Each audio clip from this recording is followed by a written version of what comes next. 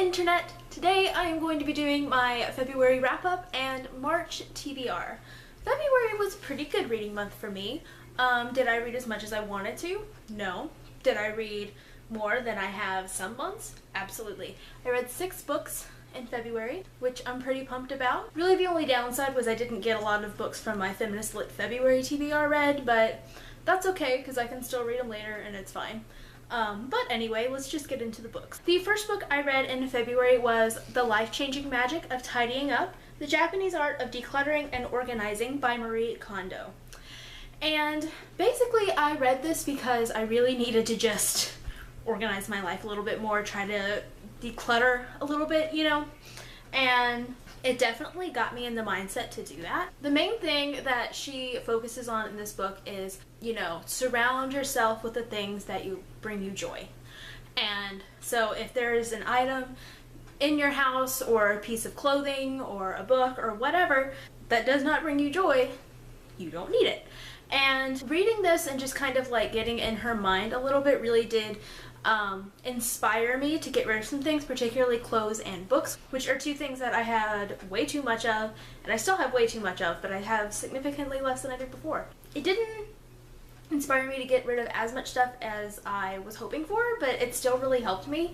I'll also say that you kind of have to take everything she says with a grain of salt, because it seems to me like the kind of lifestyle that she's striving for in here is kind of more of a minimalist kind of thing, and that's fine if that's the kind of lifestyle you want to live, but if it's not, don't get like mad or anything. I don't know. The reason I say that is because some of the reviews that I read, like on Goodreads and stuff, people were like mad at some of the things she said in here. I'm like, you don't have to do every single thing she says. You can take what bits and pieces apply to you in your life and use that.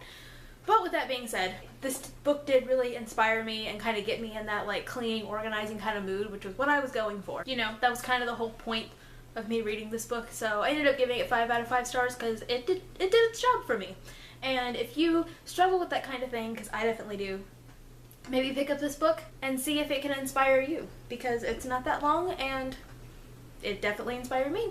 The next 2 books I read kind of go together, and that was Red Queen by Victoria Aveyard and also Cruel Crown by Victoria Aveyard. So Red Queen I liked, I enjoyed. It's kind of about, in this world, there are 2 like kinds of people. There are the Red Bloods and the Silver Bloods. The Silver Bloods have magic and they kind of rule, I guess. The Red Bloods are kind of treated like crap, like lesser than. And so it's about this girl named Mare, who is a red blood. She ends up getting a job as a servant in the palace, and while she's there, she discovers that she can do magic, which she should not be able to do because she's not silver. And chaos ensues. I will say I was expecting a little bit more from this book. A lot of the themes and tropes that were kind of going on just didn't really feel like that original. I was like, okay, this kind of reads like a million other YA fantasy books and other YA books that I've read. So in that respect it was kind of disappointing, but I will say that a little over halfway through is when it really started to pick up for me and when I started to get a lot more invested in the story, and it made me want to continue on. Whereas beginning of this book I was like, do I even want to read the rest of the series? So I ended up giving it 4 stars, mostly because of that last part of the book that really made me end up liking it. But I guess I expected a little more from this book because it's super hyped, and it just didn't completely do it for me. And then we have Cruel Crown. And this is a set of 2 novellas that take place before Red Queen. One is about Cal's mother, and the other one is about Farley. I did not like this. The first novella about Cal's mom, I liked it more than the second one, but it just felt very rushed, and it was very like choppy. Like it was just like event, fast forward, event, and like nothing leading up to any of the events. It was just very, very choppy, and I didn't like that because she was a character that I really wanted to learn more about. And even though I feel like I learned more about her from this than I did just Red Queen, it wasn't enough for me, in my opinion. And then the one about Farley was just super boring. I really don't feel like it added that much to the story. Maybe a little bit about Mare's brother, but I got bored. I didn't like the second story at all. Like, I don't even know if I could tell you exactly what happened. Like, I just totally checked out and I didn't like it. I think I ended up giving this a 3 stars, but honestly I'm thinking about bumping it down to 2.5 because I really just didn't care for it. And you can definitely read the Red Queen, at least the first book, without bothering with these, in my opinion. I don't know if this stuff in here will come into play in later books because I haven't read those yet, but you definitely don't need to read this just for Red Queen. The next book I read was Our Own Private Universe by Robin Talley, and this book is about a main character who is bisexual, and she's kind of, at the beginning of this book she knows that she's bisexual, but she still kind of has reservations about it. Like, she feels that some lack of experience, she's not totally sure if she's ready to call herself that. But she does end up getting in a relationship with this girl, and it takes place on a church mission trip, which I found really interesting. I overall really enjoyed this book. From what I could tell, the representation was really well done, and since Robin Talley is of the LGBTQ community, I'm not totally sure how she identifies herself, but I know that she does have a wife. But I do feel like the representation was there, but there were a lot of problems I had with the plot, and they're not really things that I feel like I can go into without getting spoilery, and I don't like to get spoilery in my wrap-ups. I've been thinking about doing a review on this one, so let me know if you would like to see that, and I might do that. But I overall enjoyed it, but I did have some issues with the plot, and I ended up giving it 4 stars, and yeah, I'm glad I read it, and I still recommend it even though I had some issues with it. Next, I read The Underground Railroad by Colson Whitehead. And I initially picked this book up because it was the group book for Diversathon last month, and I started it that week, but I just didn't finish it until this month. Overall, I really appreciated this story a lot. I feel like it was a really important story. I think that a lot of people should read this. However, for me personally, something about the writing style made it really, really hard for me to kind of immerse myself in it, to get into it, to want to read it.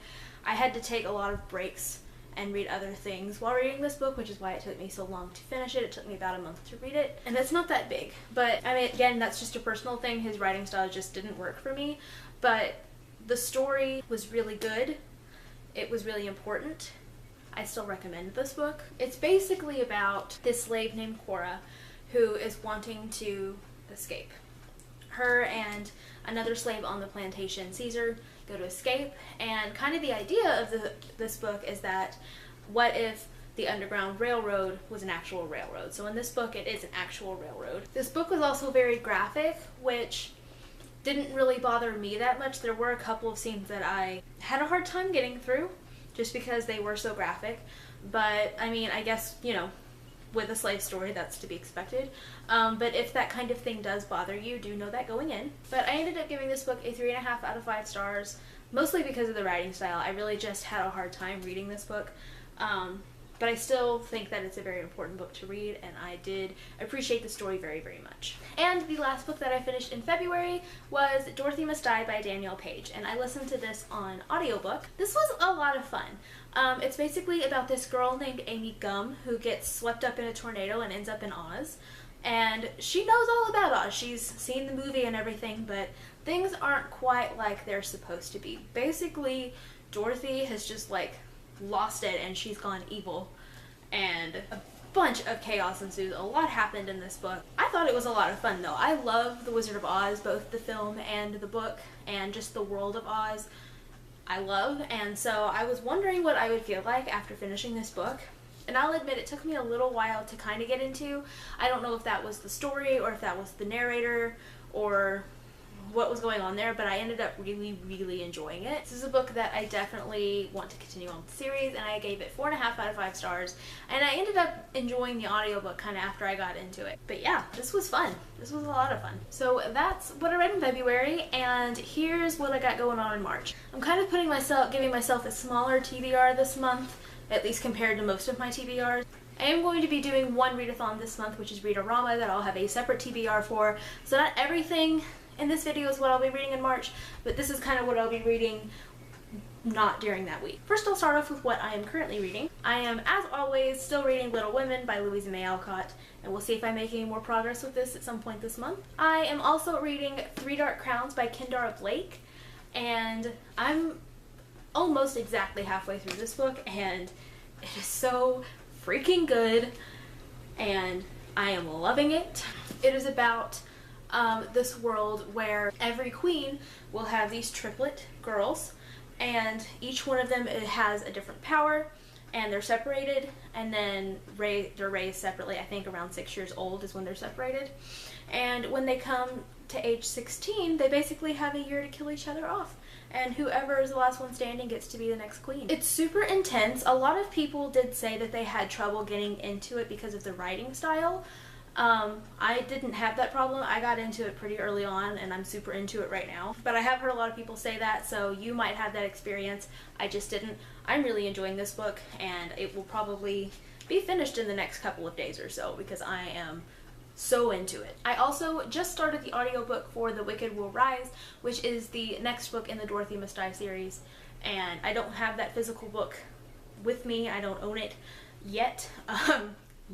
But I did just start the audiobook. I got it from my library, and so we'll see. I'm only on like chapter 1, so I don't have any opinions on it yet, but we shall see if it's as good as the first one. Other than those 3, which I'm currently reading, my main priority this month is to read A Conjuring of Light by V.E. Schwab. This is the 3rd and final book in the Shades of Magic trilogy, and I really love this trilogy, and this was one of my most anticipated books of the year, and I haven't started it yet because I wanted to try and read something else on my Feminist Lit February TBR, which is why I started 3 Dark Crowns, and I'm really enjoying it, but I also really want to read this, and it's huge. So this is pretty much going to be my next read after I finish 3 Dark Crown. Also, in terms of super anticipated books, I don't have this book yet, but I did pre-order it and it just came out today. I'm filming this on the 28th of February. That is The Hate You Give, and I will be reading that at some point this month because I'm super excited about it. The last 3 books that I want to get to this month, I keep putting it on like every TBR for anything, and that is to read Ruin and Rising, which is the last book in the Grisha trilogy by Leigh Bardugo. I want to finish this so that way I can reread Six of Crows and finally read Crooked Kingdom. I really, really want this to happen this month. So I'm not putting anything else on my TBR other than my Read-A-Rama TBR, which, like I said, that's going to be a separate video because I really want to get through all the Grisha books and I want to get caught up on all the things. So we'll see if I can accomplish all that. Let me know down in the comments what your TBR for March is. And that will be it for this video, and I will see you guys next time with another video.